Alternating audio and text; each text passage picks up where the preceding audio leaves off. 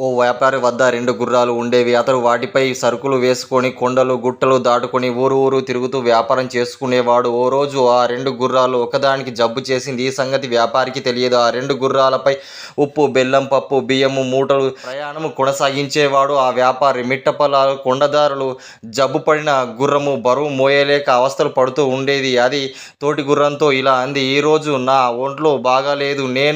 నా వీపు మీద ఇంత ఓ మూటను గిరాట వేస్తాను.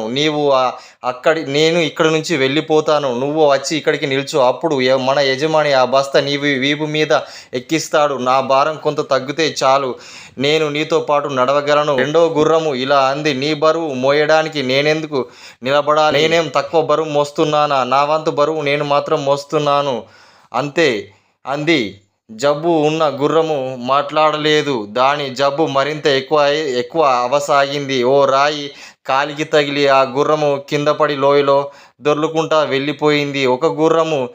ఆ కిందపడిన గుర్రము చనిపోయింది. వ్యాపారి ఎంతో బాధ కలిగింది. అతను కాసేపు అక్కడే విచారించి నిలబడ్డాడు. ఆ తర్వాత కిందపడ్డ మూటలు రెండో గుర్రము వీపు మీద వేశాడు. అప్పుడు గుర్రము తాను చేసిన తప్పేంటో తెలిసి వచ్చింది. లోలోన మదనపడసాగింది. నా మిత్రుడు అడిగిన వెంటనే నా ఒక మూట బరువు నేను మోసి ఉంటే నాకీ కష్టం వచ్చి ఉండేది కాదు. కష్టాలు వచ్చినప్పుడు మిత్రుడు ఆదుకోకపోతే తర్వాత మనము ప్రాయశ్చిత్త పడాల్సి ఉంటుంది. నీతి: ఆపదలో ఉన్న వారిని ఆదుకోవాలి.